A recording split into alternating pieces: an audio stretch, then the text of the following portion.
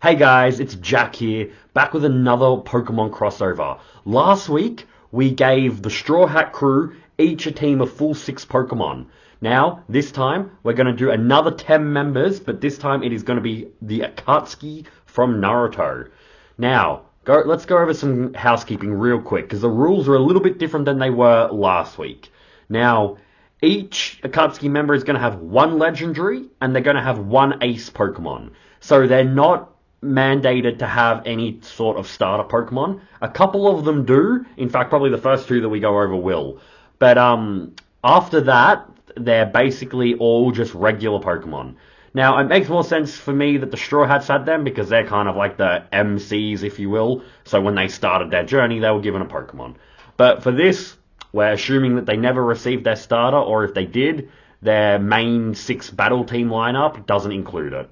So, let's get on with this video, and we'll start with Kisame Hoshigaki.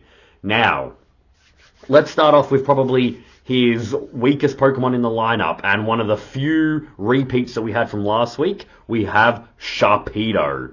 Now, that should be very obvious why I've gone with that one, so let's move it along. Next up, we have Gyarados.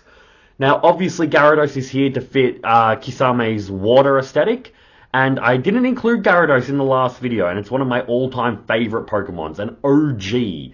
And I think that how badass he looks just fits Kisame perfectly. Now, another Pokemon that I wanted to, that I should have included last week that completely went over my head, that's our third Pokemon in Kisame's lineup, and it is Samurott. Now, Samurott, it's another obvious pick here for Kisame. Water aesthetic with blades. What's Kisame? One of the 7 ninja swordsmen of the mist. It fits him perfectly. Now let's follow Samurott up with another Pokemon I wanted to include last week, but it got bumped off my list unfortunately. We have Kabutops. Just like with Samurott, a water type Pokemon that specializes in blades essentially. It's got Kisame written all over it. Now, before we reveal his legendary, let's get into what his ace Pokemon would be. Drumroll! It is a pseudo-legendary, one of the few on this list, and it is Garchomp. Now, Garchomp fits perfectly. In his first evolution, Gible, he is the land shark. So, giving his final evolution, Garchomp, to Kisame, was just the butter to his bread. Is that a saying? It's a saying now. But he's a pseudo-legendary. It can't get much greater than a pseudo-legendary. Who do we have for Kisame's legendary? Now, it might shock you, because immediately you're probably thinking Kyogre, and that's my first thought. Next, I was thinking Lugia, because they're both the water, even though Lugia is not a water type, they both fit the water aesthetic the best. Same with Suicune.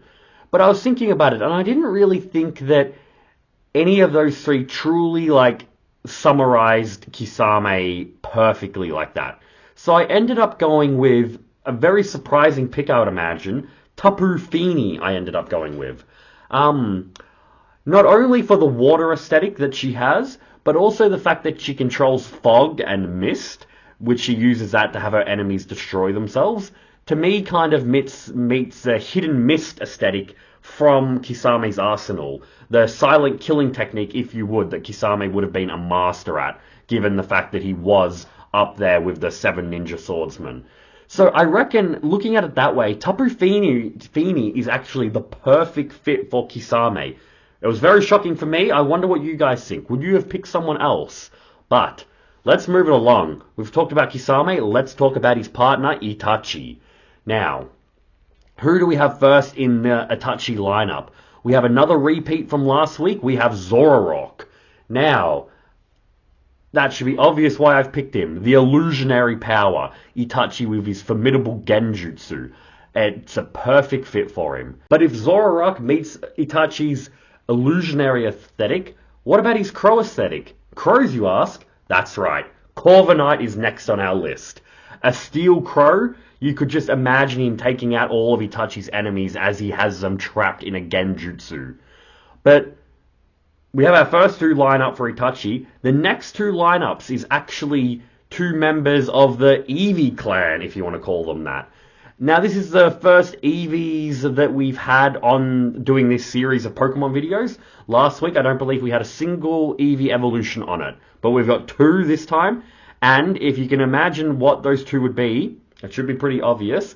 We have Umbreon, and I'm going to put them both here, Umbreon and Espeon. Now, why do I have these two here? One, we have Espeon for, you know what, Jack, don't get ahead of yourself. Let's talk about Umbreon first. We introduced Umbreon first. Let's talk about Umbreon. The Moonlight Pokemon. It just, for me, it was a perfect fit for Itachi. We often see him silhouetted by the moon, and I thought it was a perfect, even though it's not as, you know, on the nose as something like Zoroark. For some reason, I don't know if you guys get this, I could see Umbreon being Itachi's partner.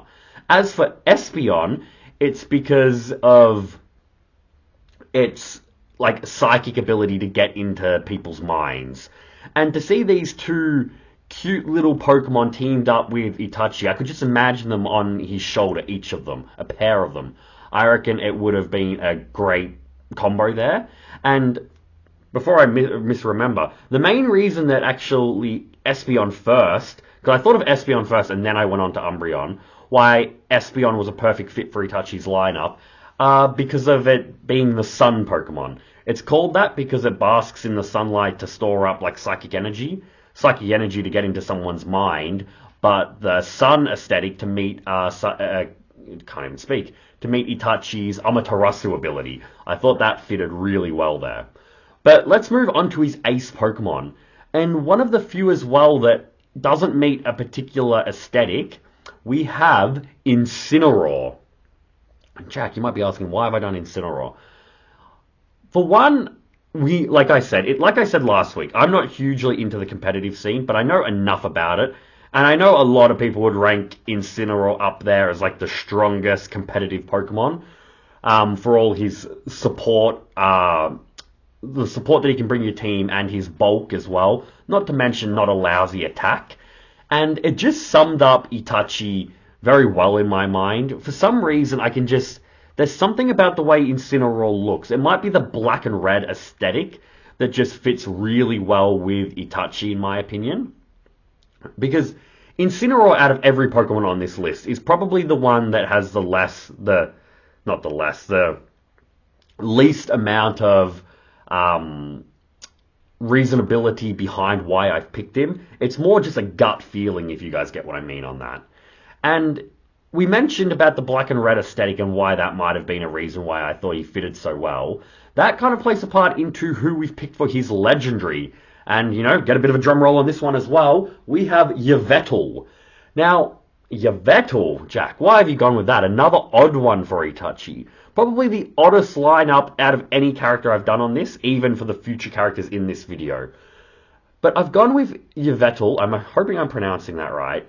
It is the Pokemon of Destruction. The reason I've chose that is because Itachi, in his most powerful form, has his Susanoo. He's cladded by his Susanoo that's wielding the Totsuka Blade and the Yatamira. He is the embodiment of destruction. Zetsu classifies him as invincible, wielding both weapons. And the way that like Susanoo protects him and just destroys his enemies, I thought that Yveltal there fitted perfectly with Itachi. I know I'm saying perfectly a lot here. I'm going to try to change up my vocabulary for the future contestants that we have in this video. Contestants? Are we on a game show now? Either way, you know what I mean. The red and black aesthetic, though, as well, works well for the, you know, the Akatsuki robes, the Sharingan, all of that jazz. I thought it worked quite well. But let's go into the next two members of the Akatsuki. We'll go with Datara next. Now, side note, if this is the first time you've watched one of my videos, the last 2 weeks of content have all entirely been non-scripted. That's why you'll see me constantly going on tangents and talking over myself. But with these Pokemon videos, I'm writing down all the members for their teams, just because we've got 10 members here. We've got 60 Pokemon I need to remember, and it's literally something I just did half an hour ago. So if you see me looking down on my screen like I'm about to, that's what I'm doing. I'm just looking up which Pokemon that I've listed for each person. So we've got Datara here. Now, Datara's team up as well is a little bit odd. And I feel like this is the perfect time to cut in here and just let you guys know something. I was really excited to do the Akatsuki. They're probably my favorite group of like characters in all of anime, in all of fiction actually. But they were a lot harder to do than the Straw Hat crew. I think because we get to spend more time with the Straw Hats, we get to know more about their personalities, more of their gimmicks, that it just, when I was thinking of what Pokemon would fit well for Zoro, for instance, it just boom, boom, boom, boom. Everything just off the top of my head. Easy peasy. But these ones, I spent a lot longer for each person trying to find Pokemon that fitted them well. Because we just didn't know enough. And Data is a perfect example here. Let's start off with a couple of them. In first place for Data, we have Smeagol. Now, I know you competitive players as well, you guys might be shuddering with PTSD here. Because I know Smeagol was a menace like years ago in the competitive scene. But obviously, the main reason I've chosen him is because he's kind of like the art Pokemon. He does a lot of art with his tail. And while that's not the specific art that Datara is doing, we'll get to that in a second, I thought the art, it met Datara's aesthetic of being an artist. So Smeagol was the first one. But what is Datara's art, you ask? What is it? Explosions. What Pokemon is the most likely to explode on you? It is Electrode. And he comes in second place here for Datara. Now, I will also mention, these Pokemon listed in these lineups for these Akatsuki characters, imagine it more as the Pokemon from the Pokemon anime rather than the games. Because in the anime, we see some, we see Meowths and we see Pikachus and stuff like that that are taking on incredibly strong Pokemon that they wouldn't usually be able to do in the game. Imagine that that's what's happening here. So not all the Pokemon on this list are your heavy, ultra heavy hitters and stuff like that. But Electrode, because he's constantly exploding on you. What's another Pokemon that really explodes on you? That might happen to be a rock type where Datara hails from the Hidden Stone Village. You guessed it, we have Golem next as the third Pokemon. Now, Golem is also one of my favorites up there with like Gyarados of just like those OG looking Pokemon that it just fills my heart with nostalgia. I'm not someone that criticizes each new Pokemon that comes out, reckoning they're getting worse and worse and worse. I do reckon there's a slight decline in it, but that's the law of averages, the law of like, diminishing returns there, essentially. But Golem looking sweet, fitting Datara's aesthetic. Could you imagine him throwing down a Golem and Electro just to explode his opponents? It would go perfectly. But up next, we have Archeops. Am I getting that right? Let me just quickly check. I know it's the Pokemon Archeops. There we go, not Archeops. Archeops, the fossil bird Pokemon. Why have I gone with this? It's one of the few rock flying types. The other one was Aerodactyl, but I just did Aerodactyl in my last video. I was trying not to do too many double ups. So we've gone with Archeops for this to represent all of Datara's flying clay birds. Now, in that same aesthetic of creatures that he makes out of clay, what does he make to fight Sasuke? He makes a dragon. What type of rock dragon is there that you ask me? It's not technically a dragon, but it's a dragon type. It is Tyrantrum. Now, probably my favorite looking fossil Pokemon. They really got the design with the T-Rex going perfectly there. So, Tyrantrum comes in what was that? Was that 5th place? God, it was 5th place.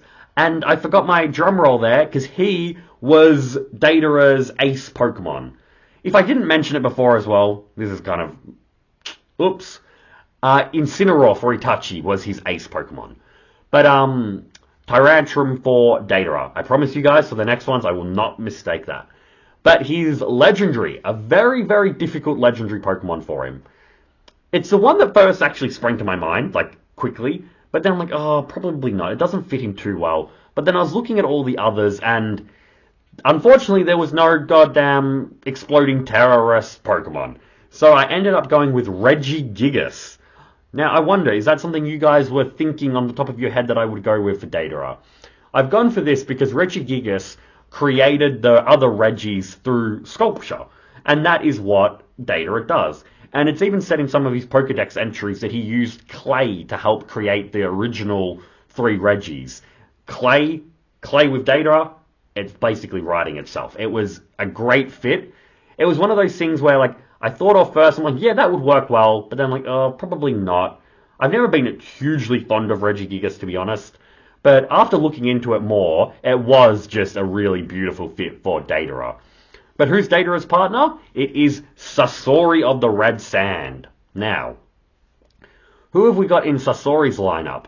First off, we have Flygon. And Flygon fits Sasori's aesthetic perfectly, being a Pokemon from the desert, Sasori coming from the village hidden in the sand, him literally having sand in his epithet.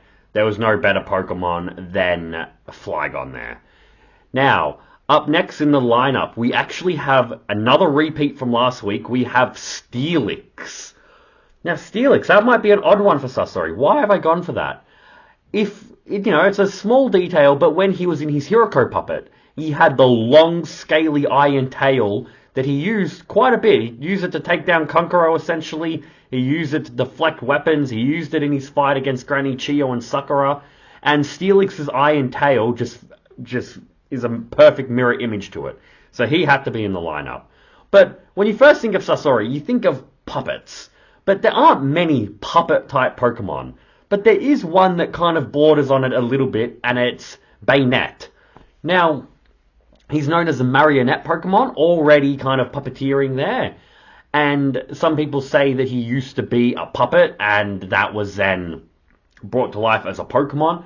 So I thought that it would go perfectly well with Sasori there. Now, who else do we have on the lineup here? I'm forgetting the 4th Pokemon before the Ace and the Legendary. Them I know. It is, of course, how could I forget? Another aesthetic for Sasori, Poison aesthetic. One of my favorite Poison Pokemon, Toxicroak we have here. I could imagine Sasori and Toxicroak coming up with some real lethal combinations of poison, using it to bring down their enemies. So Toxicroak there for Sasori's 4th member of his lineup. And his 5th member, his Ace member, who is it? What does Sasori mean? What is Sasori's logo? It's a scorpion. What's a scorpion Pokemon? It is Drapion. Not only is he a scorpion Pokemon, but he also brings the poison aesthetic as well, quite strongly. To this day, in the Pokemon anime, Paul bringing out the Drapion in the Sinnoh League clash with Ash, seeing his performance there was great. And if you guys remember, the Pokemon Hunter Jay had a Drapion as well. It's one of the most intimidating looking Pokemon, I reckon. So really, really happy that I was able to include it on this list. And it's perfect for Sasori's Ace Pokemon. Now, for his Legendary, it's a good spot to stop here and let you know that in this case, Legendaries are Legendaries, Mythicals, and Ultra Beasts. I know Ultra Beasts are no longer classified as Legendaries, but for this list I'm including them as well, just to give me a bigger selection of Pokemon to choose from to better fit each member. And for Sasori, it was Naganadel I've chose for Sasori, and it's simply because of the poison aesthetic. It's a little bit of a cheap answer I've given you here, but there's no other real Pokemon I thought fitted Sasori perfectly.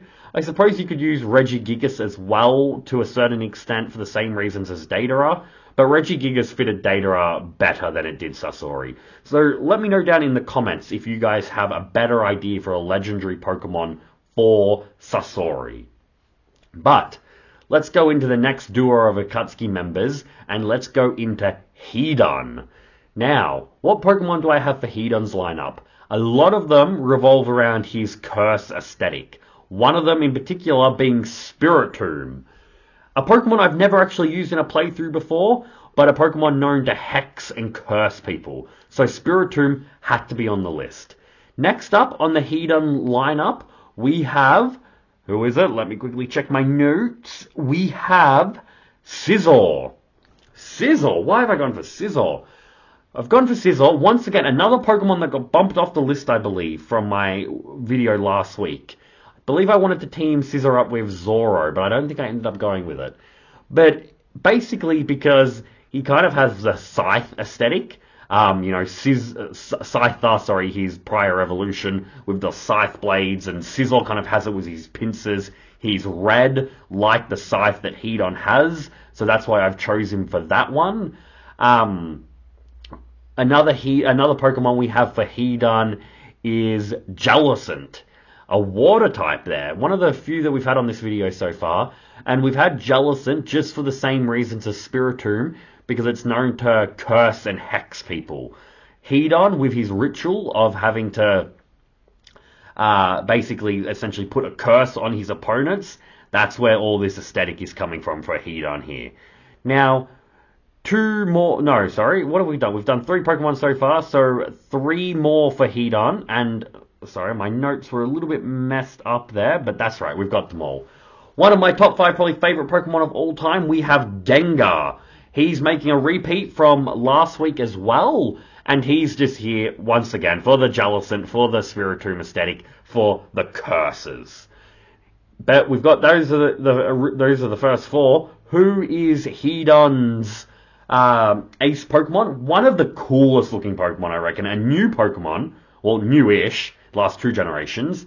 We have the Hisuian Zoroark form. So Zoroark getting 2 pop-ups in this video, and a pop-up last video as well. Can you tell he's one of my favorites?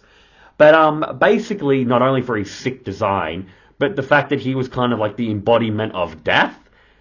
Hedon is worshipping to his lord Hashin, all about death. That's his whole gimmick, essentially, death. And Hisuian Zoroark just was the only real Pokemon at all that I was able to kind of find that really represented death to that well. So, Hisuian Zoroark, the 5th and ace Pokemon of Hedon. I don't know why I've made myself say that Pokemon's name 3 times. I'm obviously struggling on it, but this is what I do for you guys. But his legendary Pokemon. This is going to be another one that is way onto left field here. I don't imagine you guys picking this one. But we have Ting Lu for Hedon's legendary Pokemon. I'm just making sure. Yeah, I did pronounce that right. Ting Lu. Why have you gone for Ting Lu? Now, you guys might be thinking, Ting Lu, that would work better for Kakazoo with all the ground type aesthetics for it. But the reason I've gone for him is because the dish-looking thing on his head, the cup-looking thing, is actually said to be an item that was used in rituals. And it got cursed, and it ended up becoming a Pokemon. I heard the word rituals, I saw that there was no other Pokemon that was fitting well for Hedon, and I went with that. So Ting Lu is Hedon's legendary Pokemon. Now, Hedon's stronger partner, Kakazoo, let's get into his lineup of Pokemon. I already know his ace Pokemon is one of my favorite Pokemon of all time. But let's get into the other ones first, and let's get into 2 repeats, actually. No, 3. Did I say at the beginning of this we weren't going to have many repeats? Kakazoo coming in with 3 repeats. We have Tangrowth. The reason I've chosen Tangrowth for Kakazoo is to represent all of Kakazoo's threads that he has inside of his body that stores all his hearts from his forbidden jutsu. And Tangrowth is, not thorns, but his tentacles, if you want to call it that, a bit ick, but coming out of his body perfectly represented that. We have Love Disc up next. A very, very wacky combination with Kakazoo. You could not imagine those two being good friends. But the reason I've chose Love Disc is to represent Kakazoo having multiple hearts. Now, Love Disc being the heart Pokemon, obviously that one fits there. But tell me in the comments, I was trying to look it up. I couldn't see any Pokemon that was known to have more than 1 heart. So let me know down in the comments if you guys know, if I'm mistaken, and if you guys know any that do have that. But the 3rd repeat that we had on this list is... Oh, I've completely blanked on its name. Goldengo. I'm pretty sure I blanked on its name last video as well. I know Nami last video had Goldengo in her lineup. The reason why we've given it to Kakazoo today is because of Kakazoo's love of money. He could give Nami a run for her money there, actually. But the two of them have a deep desire for money. Kakazoo loves collecting bounties, and Goldengo essentially being the gold Pokemon. Come on, it had to go with Kakazoo. So those are the first 3. The fourth one, a complete new member in these Pokemon lists, we have Druggadon we have up next. The reason I've gone with Druggadon, I know I'm pronouncing that wrong, how do we spell this? Drudagon. There we go, perfect. The reason why we've gone with Druggadon here is because he has the rough skin ability. So, because Kakazu can harden his body with his Earth-style jutsu to make it harder than rock, I thought a rough skin ability Pokemon would go really well with Kakazu's design. So we had Druggadon for that. Now, for his ace Pokemon, we're going to give this one a drum roll as well, because one of my favorite Pokemon of all time, a pseudo-legendary, we have, can you guess it, for the same reasons as the previous Pokemon, we have Tyranitar. Yes, I had to do a cut there because I completely butchered his name and I was too embarrassed.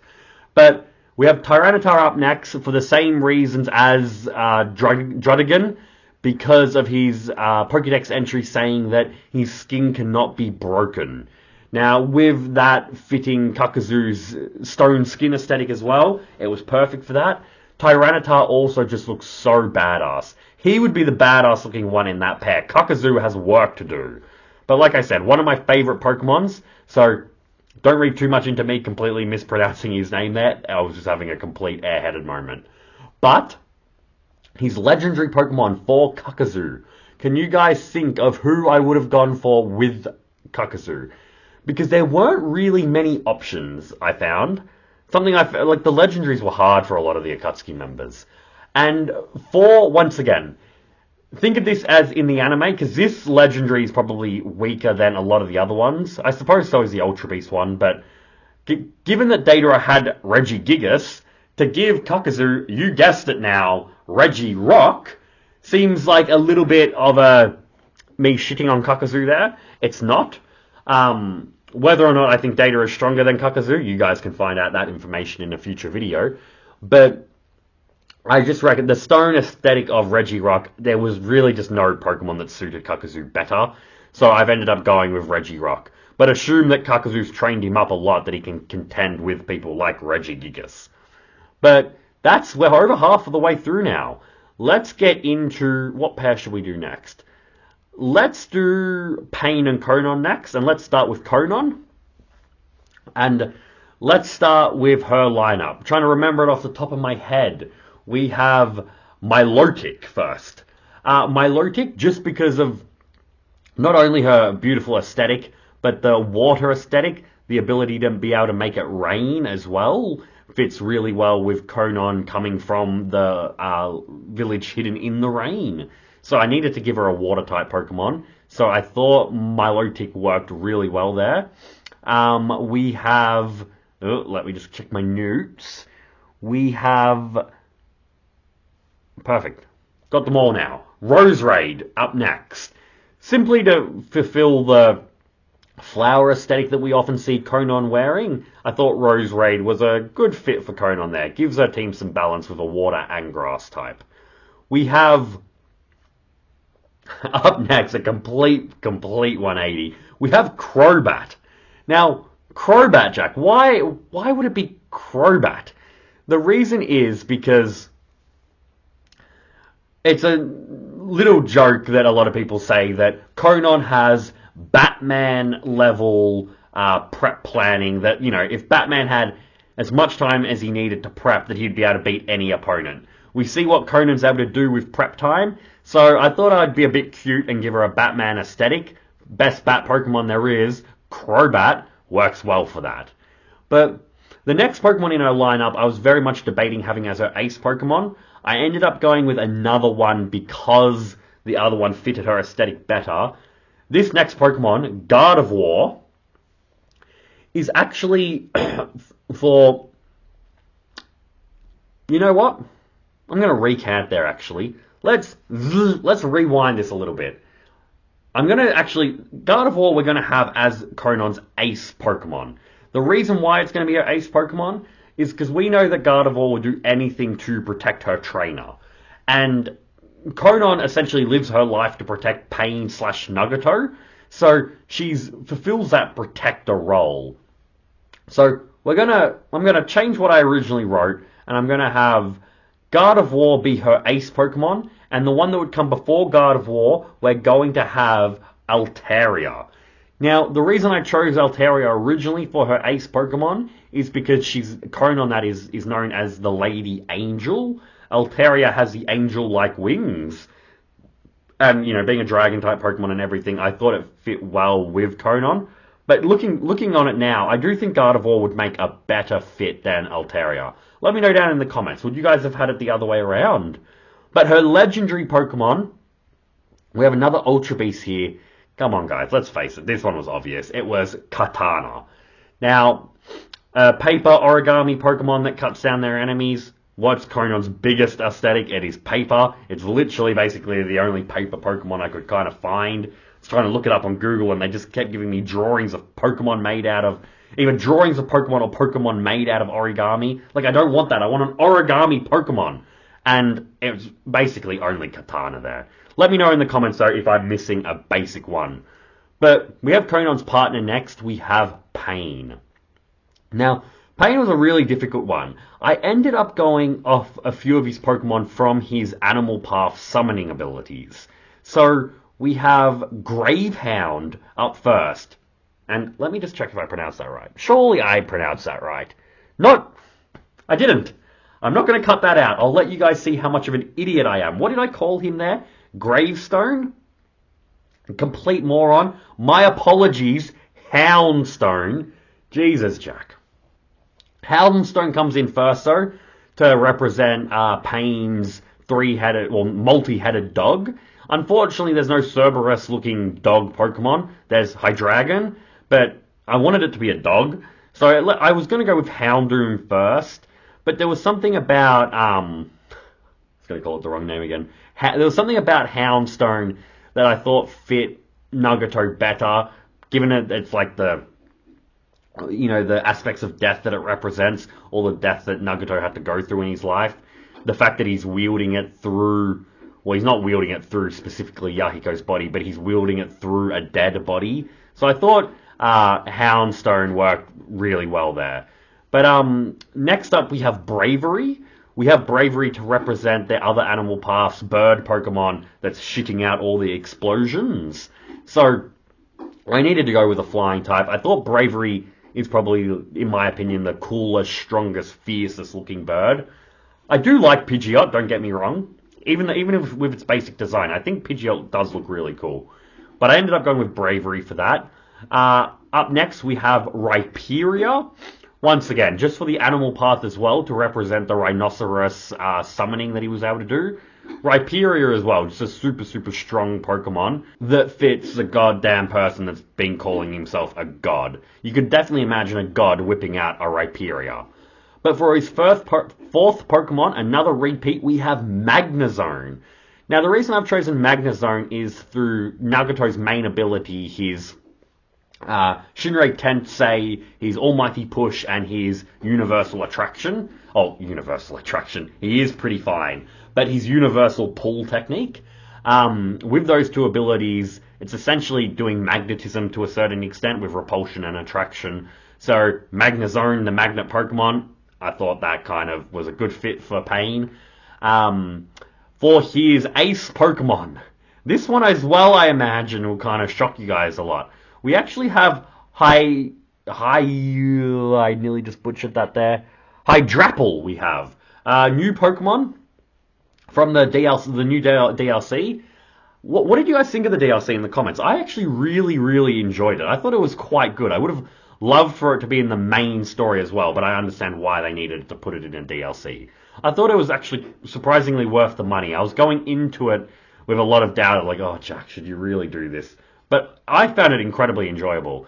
And Hydrapple is the reason why I've chose him for Pain's ace Pokemon. I imagine a lot of you guys are raging at me in the comments, like, Hydrapple, Jesus, Jack, you couldn't come up with something better? It's because it has 7 living things inside of it, the 7 serpent heads. How many paths of pain are there? Not 6. There is 7 paths of pain. Because Nagato himself is the outer path. So to have all 7 of them, 7 serpents in the apple, come on guys. I decided to go with that. I thought It was quite creative. Let me know what you guys think of it down in the comments. Am I just being an idiot? But that leaves us with Pain's legendary Pokemon. What did he go with this one, you guys are asking me? Was he ballsy enough to whip out the true god of the Pokemon world? Was I willing to bring out Arceus? I wasn't. I didn't do it for Usopp, and I'm not doing it for Pain. And it got me thinking, like, who else fits Pain's aesthetic really, really well? First thought was actually Xerneas, because of it being the Pokemon of life. What can Pain do? He can bring back the dead. So I thought for a while I actually had that on my list. I'm like, Xerneas, that works really well. But then I was thinking about it a little bit more. And there was another Pokemon, a mythical Pokemon, that probably gives a lot of it away, that I thought worked well for Pain, probably even better, and it is Mew. Finally got Mew on this list. Mew and Arceus are probably the two Pokemon that are like the most godlike Pokemon, in the sense of course we have like Palkias and Dialgas and Giratinas and Pokemon of like Xerneas, like of life. But with Mew, kind of a lot of people speculating to be the originator of all Pokemon, you know, it brings up a conundrum there with Arceus and Mew.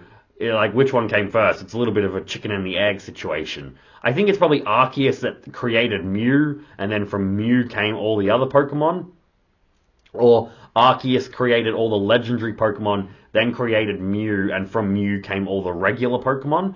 But we've got Mew as Pain's legendary Pokemon, because Mew can learn any ability in the game, or any attack in the game. So Pain, having the Rinnegan, is able to learn any jutsu in Naruto. So I thought that worked really, really well there. So that is Pain's legendary. And now we're on to the last two. It's a little bit sad, because let's just get on to the next one. It's Zetsu, the worst character in the Akatsuki. I did a video 3 years ago or something, one of my first videos ever, before I took a massive break from YouTube, about how Zetsu was the worst. I don't know if I said the worst villain in Naruto or the worst villain in just anime, but he's certainly up there. So let me go through these, most likely in a monotone voice. We have Carnivine as his number one Pokemon. He's essentially got the Venus flytrap mouth, works well for Zetsu. Zetsu's second Pokemon, for the exact same reasons, we have Victory Bell. Like I said, not going to go into it much. It's the same reasons as Carnivine. But we have Trevenant. How did I spell that? Trevenant. The tree-looking Pokemon. The ghost tree-looking Pokemon. Have that just because Zetsu's able to use wood style, so I thought it was a good fit there. It's also like a darkish, ghoulish type of Pokemon. Thought it fit well with Zetsu's aesthetic. We have, up next, before we get into his ace Pokemon, we have, I think, the only Pokemon on this list that isn't fully evolved. Zweilous, Hydreigon's second evolution. And the reason I've chosen him is just to represent Zetsu having two different beings in his body. So, you know, the two different heads. I thought Zweilous worked well for Zetsu. His ace Pokemon. Gonna perk up a little bit for this one, because I actually probably reckon it's one of the cutest Pokemon. Top 5, top 10 cutest Pokemon in the series. And I just want to see the name just so, because I always get it. I put the W in the wrong spot. Malwai.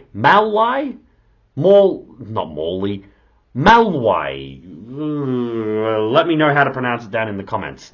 I've heard it pronounced. Why can I not pronounce this? I'm not even going to try again. But she looks incredibly adorable. The massive teeth on the back of her head for Zetsu's Venus flytrap mouth. Well, not mouth, shit going around his head. And that's the main reason. The fact that she also kind of looks like a killer, despite how cute she looks. So, while the cuteness doesn't represent Zetsu whatsoever, any chance... oh, God. Even me trying to say those words about putting Molai with Zetsu is just making me goddamn choke. But I wanted her on the list. It's not always a girl Pokemon, is it? I wanted them on the list because of just how cute they are. So, that's Zetsu's ace Pokemon. Zetsu's legendary Pokemon, we have Tapu Bulu. Another Tapu that we have here, and it is because of the viney grass tree aesthetic. I thought, to be honest with you guys, I don't think Tapu Bulu looks very cool or cute or anything. Um, didn't want to give him other grassy, like Shaman and Celebi and stuff like that. And I forget its name, but the grass type from Black and White, one of the three beasts there, like that looked cool, too cool for Zetsu. So I thought Tapu Bulu went better. It was a better fit. Question for you guys down in the comments. What's your favorite Tapu Pokemon? The Tapu Fini that I had for Kisame, I actually reckon looks both the coolest and the cutest out of all of them. But I do understand if Tapu Koko, is it the electric type one? If that one is your favorite one. It does look, it is a poster child for the four of them. But that wraps up Zetsu. Get him in the bin. Let's talk about, you know, it's been out for so many years, I'm just going to spoil it if you guys haven't seen it. It's Obito slash Toby slash Fake Madara. You guys all know who it is. For this, I'm going to be going off of Toby and, like Toby as in like orange mask Obito, Obito with his white mask, and just regular Obito. It's kind of aesthetics from all of them. But we have up first, we have Alakazam. Now, I've gone with Alakazam for Obito's ability to teleport thanks to his Kamui ability. When I think of teleportation in Pokemon, the first Pokemon I actually think about is Alakazam.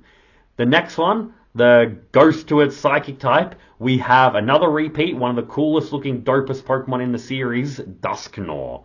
Now, kind of for the same reasons as Alakazam, it can take people into the spirit world essentially. So it has that ability to like teleport others. But it all, because it's a ghost type, it can also let things pass through it. So it represents Obito's intangibility. So those are those two there. We have Ninetales.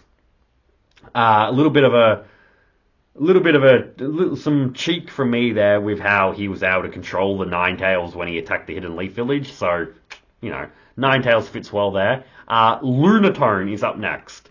We had Solrock last week. We've got Lunatone this week. Just to represent the Eye of the Moon plan, the Infinite Tsukiyomi, I thought having a moon aesthetic Pokemon fit really well with Obito. But we have the Ace Pokemon and we have the Legendary left. The Ace Pokemon, I was really wanting to put this Pokemon on the list last week. That is part of the reason why I'm putting him on it this week. But this is a starter Pokemon.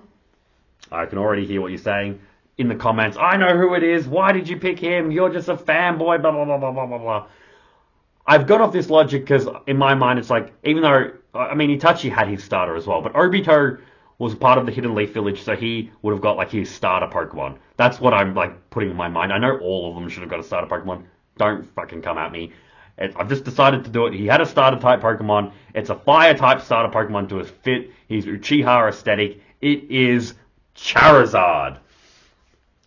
Now, a lot of you in the comment are like, ugh, Charizard. Like, we get it. He's mentioned everywhere. He's Nintendo's poster child. He's up there with Pikachu and goddamn Mario. But the reason, or not the reason, I chose him because I like him, and that's my reason, my explanation. Even though it's such an obvious pick, it's such a vanilla pick, like, ugh, Charizard. My top two favorite Pokemon, I always struggle in the order, but it's Charizard and it's Dragonite.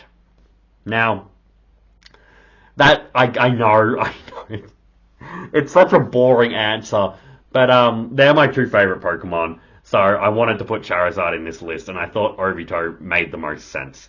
Only logic being there that it's a fire type and it meets Obito's fire ninjutsu. But as for his legendary, there are a few different things that met his legendary requirements in my mind. But I ended up actually going with Palkia.